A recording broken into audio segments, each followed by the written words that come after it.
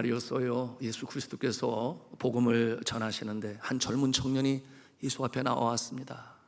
그리고 예수께 질문했어요. 내가 무슨 선한 일을 하여야 영생을 얻으리까?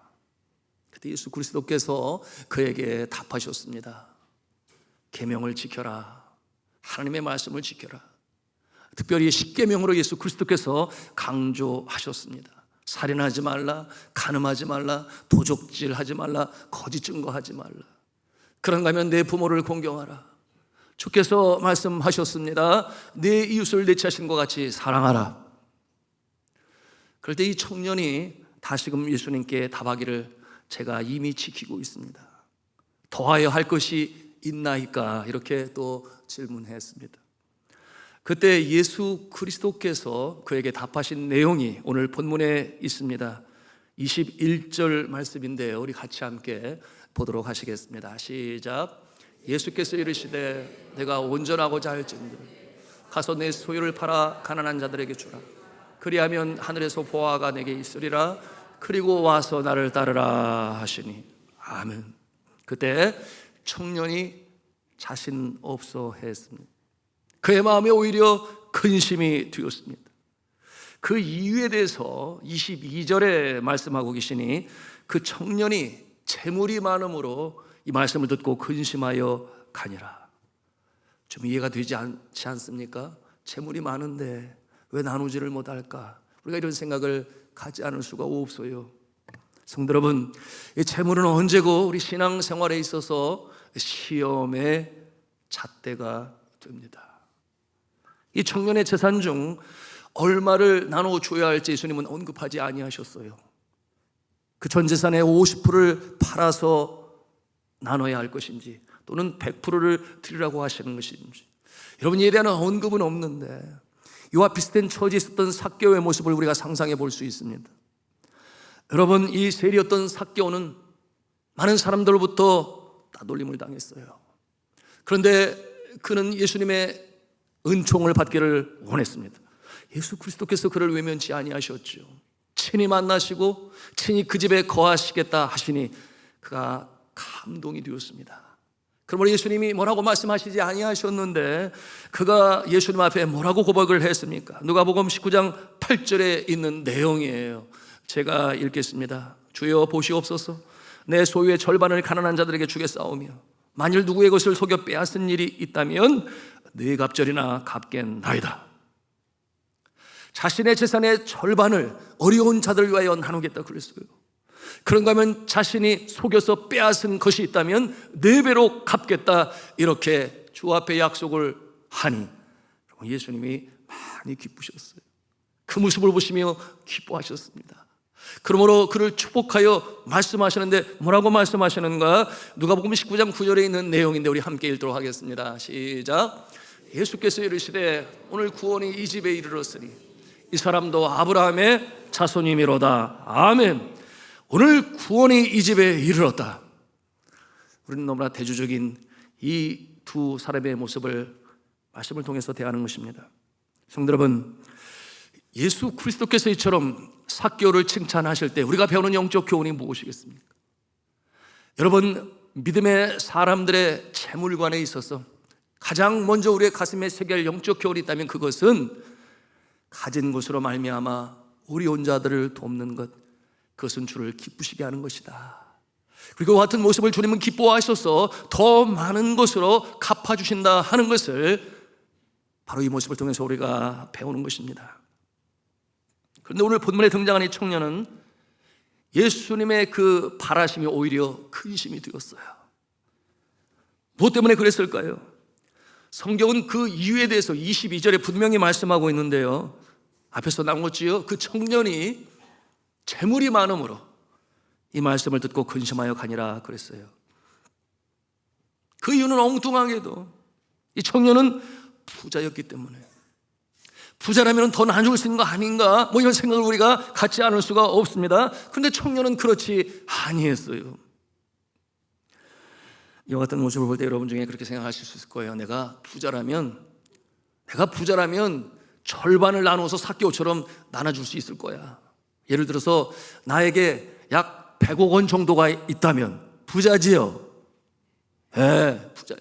나에게 100억 원 정도가 있다면 예수님 기뻐하시는 그 모습을 생각하며 반을 잘라서 어려운 자들에게 나눠줄 거야. 여러분 그렇게 생각하십니까? 어째 답이 없으셔요? 100억 원이 있기만 해봐라, 뭐 그런 의심의 눈으로 보시는 것 같기도 한데, 여러분 저는 간절히 기도합니다. 여러분들의 사업장, 일터, 생업의 연장 함께 해주셔서 하나님께서 형통함의 복으로 내려주시고 부자가 되셔서, 여러분 정말 그렇게 될 때에 절반을 뚝 잘라서 나눠주실 수 있기를 주님의 이름으로 축원합니다. 우리가 이와 같은 마음을 가지고 있을 때 주께서 기뻐 받으십니다. 그리고 복으로 함께 하십니다. 성도 여러분, 오늘 말씀의 주제는 믿음의 사람들의 이 삶의 가치관, 또 다른 말로 삶의 우선순위가 무엇인지를 오늘 이 교훈을 통해서 우리에게 주시고자 하시는 것입니다. 나의 인생에 있어서 가장 중요한 것이 무엇인가? 가장 소중한 것이 무엇인가? 그러므로 가장 높은 곳에 올려놓고 나의 가장 가슴 중심에 두고 그 어느 것하고도 바꿀 수 없는, 양보할 수 없는 그것이 너에게 무엇이냐, 그렇게 주님은 물으시는 거예요.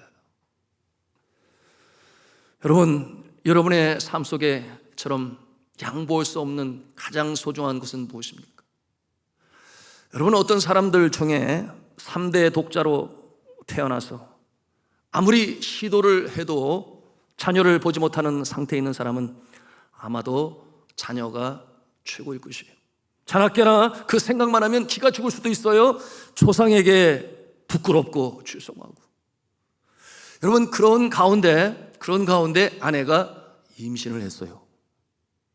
그래서 너무 감사한데 자녀를 낳고 보니 똑꼬비 같은 아들을 낳았어요. 얼마나 기쁘겠습니까? 너무나 감사하겠지요. 여러분, 그와 같은 상황이 되면 이 세상에서 가장 소중하고 귀한 것이 무엇이겠습니까? 자기 아들 아니겠어요? 그런가 하면 어떤 사람은 어릴 적부터 뼈저리게 가난을 경험한 그와 같은 모습으로 자라나게 되니, 여러분, 그와 같은 모습은 생각할 수 있습니다. 이 세상에서 무엇보다도 가장 소중하고 귀한 것은 뭐니 해도 돈이야. 돈이 있어야 돼. 돈이 있어야 맛있는 음식도 먹고 좋은 옷도 입고 좋은 집에 살고 좋은 차를 사고 자녀들을 양육하고 교육비도 필요하니까 돈이 최고야. 그렇게 생각할 수 있습니다.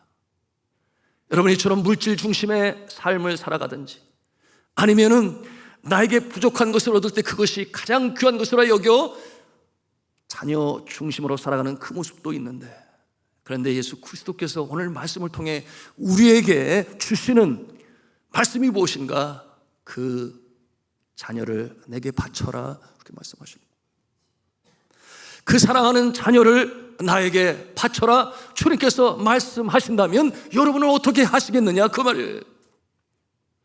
여러분, 이와 같은 경우가 성경에 어디 있었지요? 아브라함이 그러지 않았나요?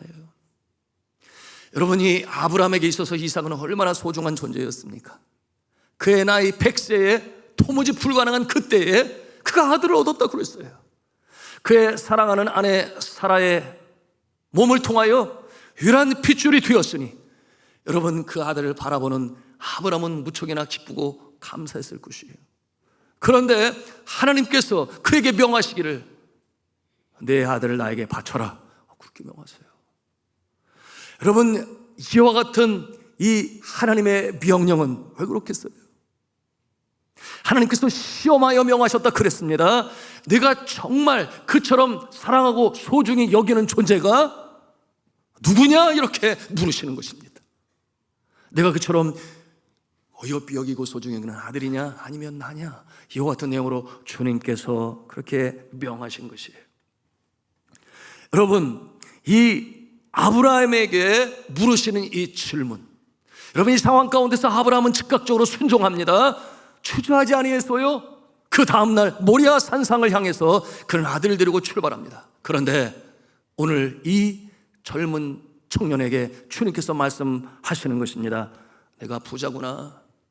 그렇다면 내가 지금까지 열심히 수고하여 애쓰고 아껴 써서 벌은 그 물질로 어려운 자들을 돕고 그리고 나를 쫓아라, 이렇게 물으시는 것입니다. 그런데 이 청년은 이 아브라함과 같이 아니했어요. 오히려 그것이 근심이 되었다 그랬습니다. 그러므로 그가 주저하다가 결국은 예수님을 떠나게 되었습니다. 여러분, 아브라함은 자녀를 바치라 할 때 순종하였습니다. 신앙의 진수가 여기에서 나옵니다. 어떤 차이점이 있는 것입니까? 우리가 잘 알아야 돼요. 이 젊은 청년과 아브라함의 차이점, 그것이 무엇이겠습니까? 여러분, 그것은 바로 확고한 믿음이에요. 하나님을 향한 신뢰입니다. 어떠한 믿음이겠습니까? 하나님은 능치 못할 일이 없으시다. 하나님이 하시지 못할 일이 없으시다. 앞서 말씀을 드렸어요. 사라는 이미 경수가 끊겼습니다. 도무지 사람들의 생각으로는 자녀를 가질 수가 없어요. 그런데 하나님께서 기적의 능력으로 함께 하시니 그가 그 노년에 아들을 보게 되었어요. 그 마음에 어떤 생각이 들었을까요? 하나님은 천지전능하신 하나님이시구나. 못하시는 일이 없으시구나. 그러므로 그 믿음을 가지고 나아갑니다. 어떤 믿음이겠어요? 하나님께서 일찍 약속하셨죠. 자녀와 땅과 민족을 약속하셨습니다. 신실하신 하나님께서는 그 일 이루어 가시는 데 있어서 이렇게 이삭을 주셨구나. 그러니 제물로 바칠 때 어떤 일이 일어날 것인가? 여러분, 상상해 볼 수 있습니다. 제물로 바친 이삭을 다시금 살려주시든지, 아니면 하나님께서 또 다른 아들을 내게 주시든지, 여하튼 불가능 가운데서 가능케 하시는 하나님의 능력으로 주님께서는 신실한 약속을 지켜나가게 되실 것이다 라고 하는 확신이 있었기 때문에 그가 그처럼 순종한 것 아니겠습니까? 오늘의 말씀은 우리 믿음의 사람들에게까지도 큰 도전의 주제가 됩니다. 질문은 이것이에요. 내가 가장 중요히 여기고 소중히 여기고 양보할 수 없는 그것보다 더 귀하고 높은 최고봉의 자리에 나를 두겠느냐? 나를 섬기겠느냐? 나를 사랑하겠느냐? 그 같은 내용으로 물으시는 거예요. 그러므로 하나만을 택하라고 한다면 너는 무엇을 택할 것이냐? 이와 같은 질문으로 우리에게 주시는 것입니다. 저희 가정이 선교지에 있을 때 딸은 한참 사춘기를 지나고 있을 때였어요. 그때 선교지에서는 정부와 공산당 간의 내전으로 말미암아 왕정을 무너뜨리려고 하는 공산당과의 내전으로 말미암아 연일 신문지상에는 이 슬픈 소식이 올라왔습니다. 여러분, 그 사진에 보면은 이 죽은 전사 남편을 끌어안고 오열하는 이 아내의 모습, 그 옆에서 함께 울고 있는 자녀의 모습, 이와 같은 내용으로 연일 보도되고 있었는데요. 결국은 공산당이 승리해서 민주정부가 되었고 왕정은 맞춰지게 되었습니다만, 그런데 한참 내전이 일 때에 이 공산당이 공작금이 필요하지 않겠어요? 그러므로 그들이 어떠한 전략을 썼는가 하면 가장 힘이 없고 저항할 수 없는 두 곳 학교와 교회였어요. 찾아가서 공작금을 요구하고 갈취했습니다. 그러는 가운데 듣지 않아 학교가 컴퓨터실이 폭파당하고 학교 버스가 불타는 타이어를 집어넣어서 천소당하고 이런 많은 일이 일어났는데, 그때 그들이 저 아내가 운영하고 있는 엘리빙선 학교도 찾아온 거예요. 그러면서 공작금을 요청하는데, 그 같은 상황에서 고심하고 기도하는 엄마, 아빠의 모습을 본 저의 딸이 그 상황을 생각하면서 질문을 했어요. 뭐라고 그랬는가 하면, 아빠는 공산당이 총을 대고 가족과 하나님 둘 중에 하나를 택하라고 한다면 어떻게 할 건데요? 세상에, 이런 질문을 생각도 안 했는데 저한테 한 것입니다. 하나님을 택하면 죽일 것이고 가족을 택하면 살려줄 것인데 아빠는 어떻게 할 건데요? 질풍노도의 시기를 지나는 사춘기 때 뭐 그런 생각 얼마든지 가질 수 있겠지만, 여러분 같으면 뭐라고 대답을 하겠습니까? 제가 적지 않이 당황했어요. 잠시 침묵이 흐르고 제가 제 딸에게 답을 했습니다. 너에게는 미안하지만, 많이 미안하지만 정말 그와 같은 상황이 된다면 나는 하나님을 택할 거야. 그 대답에 딸은 이해가 되지 않았습니다. 자신의 신앙 때문에 아빠로서 가족을 포기하다니 그 나이에 이해가 되지 않는 것이었어요. 그러므로 자리에서 벌떡 일어나더니 뒤돌아보지 않고 그 자리를 떠났습니다. 그가 얘기했어요. 그때 아빠의 그 말이 자신의 마음에 얼마나 큰 아픔과 고통을 주었는지 몰랐다. 그렇게 저한테 고백을 했는데요. 이제는 성장해서 성인이 되었잖아요. 그래서 그럴까요? 네. 왜 그때 아빠가 그렇게 대답했는지를 이해해서 그런지, 아니면 아빠는 아빠고 나는 나야, 아빠는 아빠 인생 사는 거지 뭐 내가 대신 사는 거야, 뭐 그래서인지 모르지만 아주 진하게 서로 좋아하고 사랑하고 있어요. 관계에 전혀 문제가 없습니다. 성도 여러분, 내가 주를 따르기 위해서 정말 소중히 여기고 귀중히 여기는 것, 하나님께서는 때때로 시험으로라도 우리에게 물으실 때가 있어요. 그때 여러분은 어떠한 모습으로 응답하실 것입니까? 여러분, 내가 주를 따르기 위해 그처럼 소중한 것을 양보하고 내려놓는 것이 그렇게 어려운가요? 그럼요, 많이 어렵지요. 많이 어려워요. 믿지 아니하는 사람들은 당연하거니와 믿는 사람들 가운데서도 그와 같은 모습을 보게 되니 기도하는 내용을 보면 금방 알 수 있지 않습니까? 하나님 아버지, 하나님은 나를 도와주셔야 돼요. 나의 건강, 나의 직장, 나의 자녀, 나의 미래, 하나님 나의 등 뒤에서 나를 좀 힘차게 밀어주셔서 내가 성공할 수 있게 해주세요. 이와 같은 기도를 드리지 않습니까? 주님은 어디 계신 거예요? 그러나 더 소수의 사람들 중에는 기도를 드리지 않습니까? 하나님, 내가 주님의 기쁨이 되기를 원합니다. 하나님께서 이루시기를 원하시는 하늘에서 이룬 같이 이 땅에 하나님의 나라가 이루어지는 일에 내가 쓰임받기를 원합니다. 그러므로 나의 건강도 사용하시고, 나의 물질도 사용하시고, 나의 재능도 사용하시고, 주님, 내가 주님 앞에 부족하지만 쓰임받는 것으로 인하여 그것이 나의 기쁨이 되고 나의 감사가 되겠습니다. 여러분, 이와 같은 기도를 과연 얼마나 드릴 수 있을까요?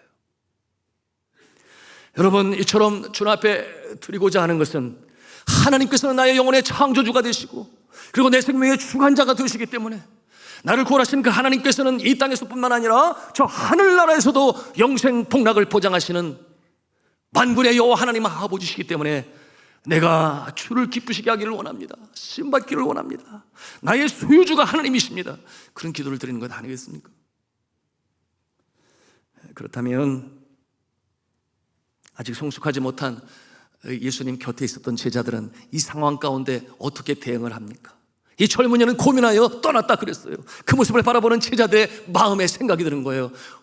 누가 그러면 영생에 들어가며 천국에 들어갈 수 있을까? 그런 의문이 그들에게 왔습니다. 그러므로 그들이 예수님에게 질문을 하는 거예요. 세상 말로 보니 본전 생각이 난 거예요. 우리가 이렇게 열심히 수고하고 애를 써도 정말 저 하늘나라 영생 그 자리에 나갈 수 있는가, 뭐 이런 생각을 했던 것입니다. 그러므로 이 제자가 예수님께 물어요. 우리 본문 말씀 27절 말씀을 같이 읽도록 하겠습니다. 같이 읽습니다. 시작.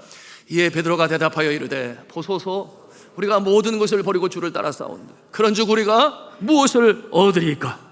우리가 모든 것을 버리고 주를 따랐습니다. 그런데 우리가 무엇을 얻겠습니까? 본전 생각이 나는 거예요. 여러분, 이와 같은 모습으로 오늘날 이 시대에 주를 열심히 섬긴다고 하지만 어떠한 기대와 소망을 가지고 나아가는 바로 우리 자신들의 자화상 아니겠습니까?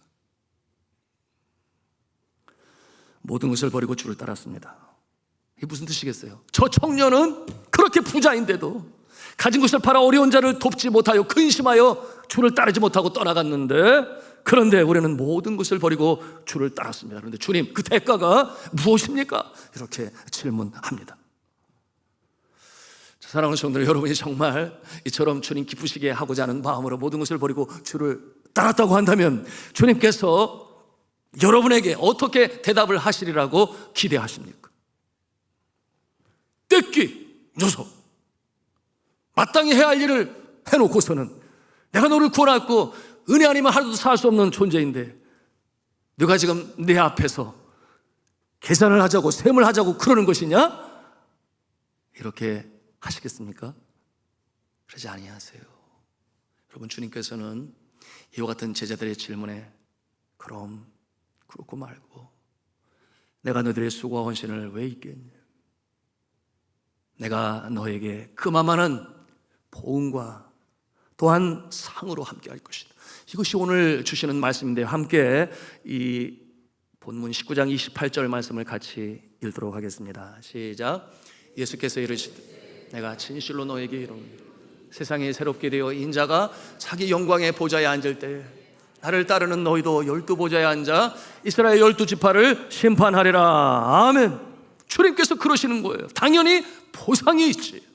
내가 너희의 수고와 헌신을 잊지 아니한다. 주께서 말씀하시는데, 오늘 이 말씀 중에 세상이 새롭게 되어 인자가 자기 영광의 보좌에 앉을 때에 이렇게 말씀하세요. 이때가 언제겠습니까? 주님께서 다시금 이 땅에 재림하시는 그날에. 여러분, 예수 그리스도께서는 이 땅에 초림으로 오실 때에 구원주로 오셨습니다. 그러나 재림주로 오실 때는 심판주로 오실 거예요. 그러므로 믿는 자와 믿지 않은 자를 분별하여 심판을 통하여 믿지 않은 자들은 지옥불로, 믿는 자들은 죄의 사망에 이르지 아니하고 저 하나님의 영생 복락을 누리게 하실 것입니다. 그런데 그때에 이처럼 예수님의 제자들을 바로 심판하는 일에 함께 더불어 그 일을 하게 하시며, 또한 이스라엘의 12지파를 다스리는 일에 그들을 사용하시겠다 이렇게 말씀하시니, 이것은 곧 영적인 권세의 자로 주님께서 세우시고 사용하시겠다, 이와 같은 복으로 말씀하시는 것입니다. 이와 같은 말씀을 들을 때 혹 여러분의 심령 가운데, 아이고 목사님 그런데요, 저는요 그 주님 오시는 그날까지 기다리다가 그 전에 먼저 세상 떠날 것 같아요. 그러니까 저는 저 하늘나라 그거보다 먼저 이 세상에서 제가 좀 복을 많이 받았으면 좋겠습니다. 여러분 그런 생각 없으세요? 아, 좀 솔직하셔요. 제가 그런 생각을 했었잖아요. 이 땅에서도 잘 되고 하늘나라에서도 영생 복락을 누렸으면 더 좋겠습니다. 이러한 생각을 하는데, 여러분 마음에 그럼 이 주신 보응의 이 말씀이 저 하늘나라에서 되어진다는 거예요? 이 땅에서 되어진다는 거예요? 뭐 이런 생각을 가질 수 있는데 어떤 복을 말씀하고 있습니까? 여러분 함께 그 주님이 주시는 그 상에 대해서 보기를 원하는데요, 같이 하나님의 말씀 19장 29절 말씀을 같이 읽겠습니다. 시작. 또 내 이름을 위하여 집이나 형제나 자매나 부모나 자식이나 전투를 벌인 자마다 여러 배를 받고 또 영생을 상속하리라. 아멘. 너무나 감사하고 기쁜 응답 아니겠습니까? 상 아니겠습니까? 그런데 이 일이 정말 이 땅에서 되어질 일인지 하늘나라에서 되어질 일인지 이런 의문을 가지 않을 수가 없어요. 여러분, 마가복음, 이 마태복음의 원저인 이 마가가 전한 복음에서는 같은 내용을 어떻게 기록하고 있는지 함께 보기를 원하는데요, 마가복음 10장 29절 30절 말씀을 함께 보시겠습니다. 시작. 예수께서 이르시되 내가 진실로 너희에게 이르노니 나와 복음을 위하여 집이나 형제나 자매나 어머니나 아버지나 자식이나 전토를 벌인 자는 현세에 있어 집과 형제와 자매와 어머니와 자식과 전토를 100배나 받되, 현세라고 분명히 주님께서 말씀하셨습니다. 틀림이 없어요. 여러분, 여러 사람들이 경험했습니다. 저도 그들 중에 한 사람이에요. 지금도 우리 교회 안에도 이와 같은 주의 복을 받고 살아가는 성도님들 계세요. 저 아내가 선교사로 헌신하여 나갈 때 저는 가족 사진을 챙겼어요. 왜냐하면 선교로 나가면서 저는 그런 생각을 했습니다. 나는 다시는 고국으로 돌아오지 못할지도 몰라. 복음을 전하다가 잡혀서 감옥에 갇힐지도 몰라. 내가 복음을 전하는 가운데 순교를 당할지도 몰라. 왜 그랬는가 하면, 여러분 제가 거있었던 산발레스 지역 피나토보 산에는 내셔널 피플스 아미라고 하는 NPA, 이 필리핀 정부의 반정부 혁명군들이 그곳에 거하여 여러분 여러 사람들 죽었어요. 그러므로 혹 돌아오지 못한다 할지라도 가족이 그리울 때 사진을 보고 기도하고 또 조국을 위해서 기도해야지, 그와 같은 마음을 가지고 사진을 가지고 나갔습니다. 여러분, 주를 위해 가족과 조국을 포기할 때도 있습니다. 제가 결혼할 때 주의 종의 길을 걷는다고 하니까 경제적으로 늘 어려울 텐데 언제나 집을 마련하겠느냐고. 그래서 저희 형제들은 그렇게 하지 않았는데 저만을 위해서, 그래서 공동 지분에 있는 그 땅을 담보로 해서 작은 아파트를 사주었어요. 너무 감사하지요. 그런데 제가 그 아파트를 지키지를 못했어요. 선교지에서 질병으로, 말라리아로, 댕기피부로 또 사고가 나고, 그런가 하면 제왕절개 수술을 하지 않으면 산모도 죽고 하기도 위험하다. 이와 같은 상황 가운데 여러분, 수술을 하면 살아나고 병원으로 옮겨놓으면 장례식을 준비한 자들이 다시금 7시간 만에 일어나는 그 모습을 보면서 살리고 봐야지. 그러다 보니까 여러분, 돈이 필요하잖아요. 그런가 하면 예배당을 건축하고, 또한 차를 구입하고 학교 버스를 사고 학교 부지를 구입할 때 부모님께서 주신 땅을 담보로 하여 헌금을 드리기도 하고, 그런가 하면 전세금을 가져다 썼기 때문에 그와 같은 처지에 이르렀습니다.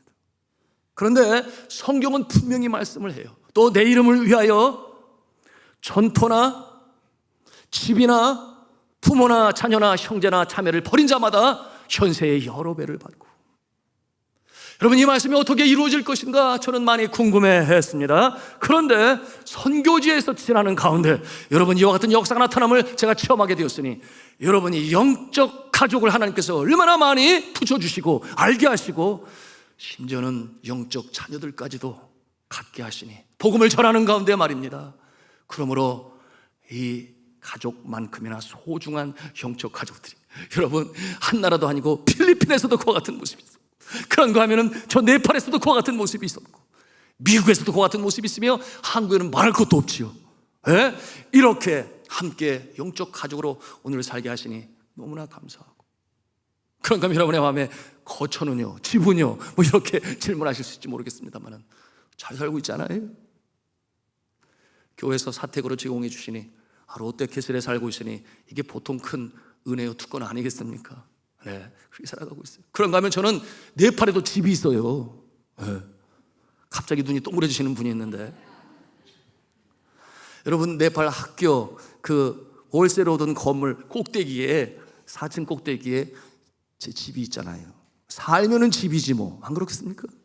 네. 그런데 저 그 집의 상태가 좀 거시기해서, 예, 침대에서는 삐그덕 소리가 나고, 그런가 하면 뜨거운 물은 나오지도 않고, 에어컨도 없으니 여름에는 덥고, 난방시설 쓰니 겨울에는 춥지만, 여러분, 그럼에도 불구하고 그곳에서 거할 때 너무나 감사하고 만족해요. 왜 그렇겠어요? 어떤 분 그러더라고. 사랑하는 짐과 함께 있으니까 그렇지. 예?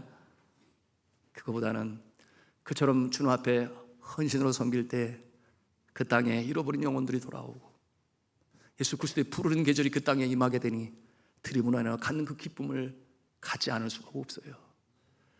우리가 찬송으로 부르지 않습니까? 높은 산이나 거친 들이나 초막이나 궁궐이나 우리 주 예수 계신 그곳이 그 어디나 하늘나라. 여러분, 오늘도 불편한 가운데 헌신하지만 주님이시는 세상이 주지도 알지도 못하는 그 기쁨과 행복을 가지고 이 땅을 살아가고 있는 성도가 있어요. 우리 교회 안에도 있습니다. 사랑하는 성도 여러분, 우리 하나님께서는 하나님의 방법으로 우리에게 기쁨을 주시고, 우리의 심령 가운데 걱정과 염려와 근심과 우리 물러가게 하시고, 우리의 심령 가운데 주시는 은혜와 사랑이 있는 줄로 믿으시기를 바랍니다. 주님께서는 채워주시는 거예요.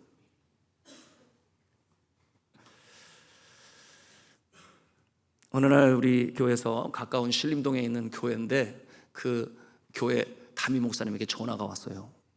전화가 왔는데 그 소리가 보니까 큰 소리로 깜짝 놀라지 않을 수밖에 없을 정도로, 그런데 그 목소리가 술에 취한 목소리인데 뭐라고 그러는가 하면, 나 은실이 엄마인데 은실이가 낸 헌금 도로 돌려주세요. 나 지금 교회로 갈 테니까 돈 준비하고 기다리고 계세요. 이와 같은 큰 목소리로 전화가 올려오니 목사님이 얼마나 당황하고 놀랐겠습니까?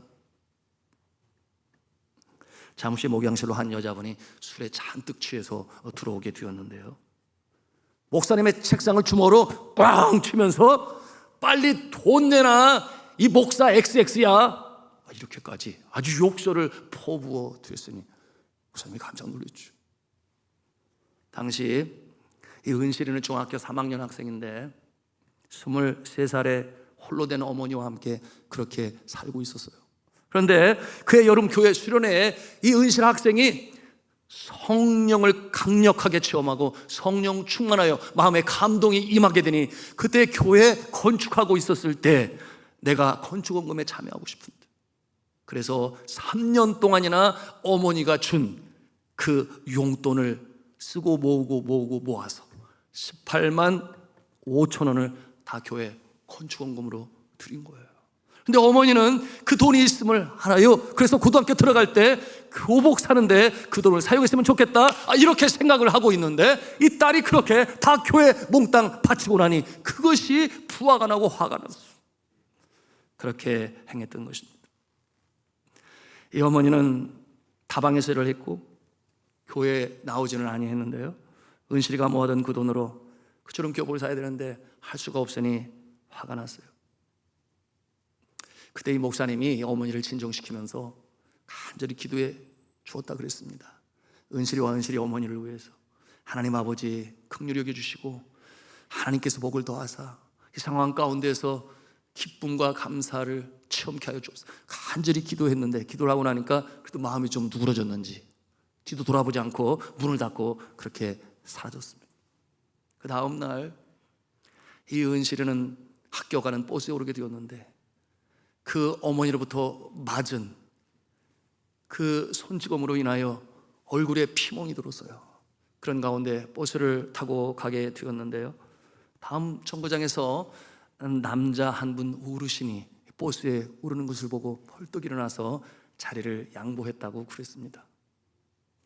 그런데 이 어르신은 누구인가? 모 회사의 회장님이시고 그리고 모 교회의 장로님이셨어요. 그런데 한 여학생이 펄떡 일어나서 자리를 양보하니 기특하기도 하고, 어떤 상황이었는가?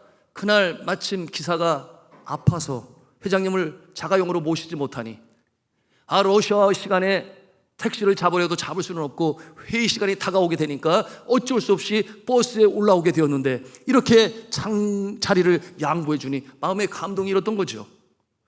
그래서 대화가 시작됐는데 가만히 보니 이 학생이 예수를 믿는 학생이에요. 그런데 얼굴에 이렇게 피멍이 됐는데 그 이유가 뭔가를 들어보니 세상에 교회 건축원금 드리고 싶어서, 그래서 어머니에게 말도 하지 아니하고 그렇게 들었다는 그 얘기를 듣고, 그러므로 엄마가 화가 나서 이와 같은 상황이 되었다는 것을 들었을 때 그 마음에 감동이 일었다 그랬어요. 이럴 수도 있구나. 그 같은 감동이 일게 되니, 여러분, 하나님의 은혜가 어떻게 임하였는가? 결국 장로님은 이 학생이 고등학교뿐만 아니라 대학교 졸업할 때까지 학비를 다 대주었습니다. 너무 감사하지요? 좀 고개 좀 끄덕여 버리셔요. 너무 감사하지 않아요? 거짓말과 같은 이 실제적인 이야기가 신림동에 있는 한 교회 목사님의 간증을 통해서 저도 들어 여러분에게 소개하는 것인데요, 그러는 가운데 이 어머니는 신실한 안수 집사님을 만나서 다시금 재혼을 했대요. 너무나 해피엔딩 아닙니까? 정말 좋으신 하나님 아니세요? 여러분, 우리 하나님은 우리의 상황을 다 아시고, 그리고 환난 중에 어려울 때 나의 삶의 우선순위 주님 기쁘시게 하는 자 외면치 아니하시고 그 같은 모습을 어이없게 여기사 갚아주시는 줄로 믿으시길 바랍니다. 전토나 부모나 자녀나 형제나 자매나 집을 버린 자마다 현세의 여러 배를 받고, 여러분, 하나님의 약속의 말씀은 틀림이 없는 줄로 믿으시길 바랍니다. 오늘의 말씀을 통해서 우리는 재물관에 연관하여 가슴에 담을 영적 교훈 발견하는데요, 그 첫째는 우리 같이 한번 한음성으로 하겠습니다. 가진 자는 어려운 자를 도우라. 그렇습니다. 가진 자는 어려운 자를 도우라. 앞에서 나누었어요. 주님께서 참으로 바라시는 일인데 이 부자 청년은 그러지를 못했습니다. 그러므로 그는 비록 부자였을지언정 불행한 인생이 되고 말았던 것이. 그런가 하면 두 번째로 한음성으로 하겠습니다. 내게 귀한 것을 주께 드려라. 내게 귀한 것을 주께 드려라. 쓰고 남은 거 그런 거 말고 내게 귀한 것, 주님 앞에 드릴 수 있는 이 주를 사랑하는 마음이 있으시기를 주님의 이름으로 축복합니다. 우리의 자녀들에게도 줄 때 아까운 사람 하나도 없어요. 주를 사랑한다 하면서 주님 기뻐하시는 일에 우리가 드리지 못한다면 정말 주를 사랑하는 것인지 다시 한번 생각해 볼 수 있어야 돼요. 여러분, 이는 삶의 우선순위라고 말씀을 드렸습니다. 주께서 뭐라고 말씀하시는가? 부자는 천국에 들어가기가 어렵다. 오늘 본문에 그렇게 말씀하고 있어요. 무슨 이유겠어요? 물질 중심의 가치관에서 자유함을 입지 못하기 때문에 그래요. 그러므로 그 생각이 물질에 늘 얽매여 있는 거예요. 그런가 하면 어떤 사람은 이 자녀 중심의 가치관에서 벗어나지를 못해요. 그래서 그저 자녀 키우고 잘 되길 바라는 것으로 매진하는데 어느 날 자녀가 성장하여 이제 떠나 한 가정을 이루게 되니 왜 그것이 그렇게 섭섭한지, 그래서 빈둥지 충분이라는 것도 있어요. 그런가 하면 어떤 사람은 나 중심의 가치관을 가지고 인생을 살아가는 모습이 있으니 나 중심의 가치관 얼마나 위험합니까? 여러분, 이와 같은 생각을 가진 사람은 나의 주변에 있는 모든 사람이 나를 위하여 존재한다 이렇게 착각을 하고 살아가요. 그래서 가족 안에도 그와 같은 모습이 있으며 심지어는 아는 친구들 가운데서도 그와 같은 모습이 있으니 내가 제일 중요하다. 나중에 어떤 모습이 돼요? 주님보다도 내가 더 중요하다. 이와 같은 모습이 되는 것이니 여러분은 오늘 주께서 가르치신 교훈에 비하면 그는 점수를 받을 존재가 못 돼요. 사랑하는 성도 여러분, 그와 같은 모습은 결국 불행한 인생으로 살아가는 것입니다. 그런가 하면 세 번째로 한 음성으로 하겠습니다. 귀한 것으로 드린 자는 여러 배를 받을 것이요 영생을 얻게 될 것입니다. 믿으시면 아멘 하시기 바랍니다. 이 확신을 가져야 하겠습니다. 그래야 주님 기뻐하시는 헌금 생활도 할 수 있는 것 아니겠습니까? 성도 여러분, 우리 교회가 참으로 할 일이 많습니다. 왜냐하면 선교하는 교회이기 때문에 그래요. 선교하는 교회, 선교에는 물질이 필요합니다. 지난 겨울에 청소년부는 일본의 피전 트립을 다녀왔어요. 많은 물질이 필요했습니다. 교회가 전적으로 지원했습니다. 그런가 하면 올 여름에, 작년에는 캄보디아 다녀왔는데 우리 청년들이 이제 몽골 미전도 종족의 나라죠. 그곳에 단기 선교를 준비하고 있습니다. 많은 물질이 필요합니다. 근데 이 교회 재정을 맡고 계신 우리 재정 장로님의 고심이 깊어가요. 주님 앞에 기도해요. 왜냐하면 금년도의 어느 해보다도 이 교회 재정적으로 참 어려운 가운데 있기 때문에 그래요. 여러분, 우리가 선교하는 이 일에 여러분 우리가 사용하기 때문에 그러며 또한 다음 세대를 위하여 우리가 사용하지 않을 수 없기 때문에 바로 이와 같은 이 재정 지출이 모습이 있는데, 여러분 하나님께서 기뻐하시는 일이라면 우리가 힘껏 주님 앞에 드려야 하겠습니다. 그러므로 주님께서 오늘 이 교훈을 통해 주시는 이 역사를 체험할 수 있어야 돼요. 그러므로 매년 예치해 왔었던 주차장을 위한 기금도 아직 시작 못하고 있고, 그런가 하면은 또한 네팔 학교 캠퍼스를 조성하기 위한 이 예치금도 아직 시작하지 못한 이와 같은 상황 가운데 있습니다. 사랑하는 성도 여러분, 하나님께서 기뻐하시는 일에 우리는 기꺼이 우리 자신을 드릴 때 하나님께서 그 모습을 통하여 이 땅에 예수 그리스도의 푸른 계절이 임하게 하시고 또한 그와 같은 자를 통하여 하나님의 놀라운 축복의 역사가 나타나는 줄로 믿으시기를 바랍니다. 여러분, 그러므로 저는 기도하지 않을 수가 없어요. 늘 기도해요. 하나님 아버지, 우리 성도들의 사업장에 함께하여 주시고 생업의 현장 가운데 함께하여 주시고 직장 가운데 함께하여 주셔서 하나님이여 손으로 행하는 행사가 형통케 하여 주셔서 하나님께서 은혜를 부어주셔서 30배, 60배 넘어서서 100배로 주님의 도우심의 역사가 나타나게 하여 주시옵소서. 그러므로 주님 앞에 쓰임받는 존재 되게 하시고 삶의 우선순위가 주님이 되게 하여 주셔서 그 어느 것도 바꿀 수 없는 그 자리에 주님을 놓고 주를 기뻐하시는 인생 되게 하시고 일터가 되게 하여 주옵소서, 믿음 되게 하여 주옵소서, 그렇게 기도를 하는데요. 여러분, 우리 모두의 기도 아니겠습니까? 참으로 그렇습니다. 이제 말씀을 마치면서 오늘 주님께서 주신 이 질문은 엄청 도전의 말씀이에요. 나는 지금 어디에 서 있는가? 나는 어떠한 모습으로 주를 생각하며 섬기고 있는가? 여러분, 믿음대로 되어지는 믿음의 역사로 이루어 주의 살아계신 모습을 체험하시는 저 여러분 다 되시기를 주님의 이름으로 축원합니다.